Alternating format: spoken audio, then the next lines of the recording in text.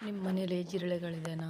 ಎಚ್ಚರಿಕೆಯಿಂದಿರಿ, ಅದರಿಂದ ತುಂಬ ತೊಂದರೆಗಳಾಗಬಹುದು. ಆದ್ದರಿಂದ ನಿಮ್ಮ ಮನೆಯಲ್ಲಿ ಜಿರಳೆಗಳನ್ನು ಓಡಿಸಲು 3 ನಿಂಬೆಹಣ್ಣನ್ನು ತೆಗೆದುಕೊಳ್ಳಿ ಮತ್ತು ನಿಂಬೆಹಣ್ಣು ಮತ್ತು ಸೋಡಾವನ್ನು ತೆಗೆದುಕೊಂಡು 1 ಲೀಟರ್ ನೀರನ್ನು ಕುದಿಸಿದ ನಂತರ ನಿಂಬೆಹಣ್ಣು ಮತ್ತು ಸೋಡಾವನ್ನು ಹಾಕಿ ಮಿಕ್ಸ್ ಮಾಡಿ. ಕಲಿಸಿದ ಸೋಡಾ ಮತ್ತು ನಿಂಬೆಹಣ್ಣಿನ ರಸದಿಂದ ಸ್ಪ್ರೇ ಬಾಟಲಿಗೆ ಹಾಕಿ ಜಿರಳೆಗಳು ಬರುವ ಜಾಗದಲ್ಲಿ ಸಿಂಪಡಿಸಿ.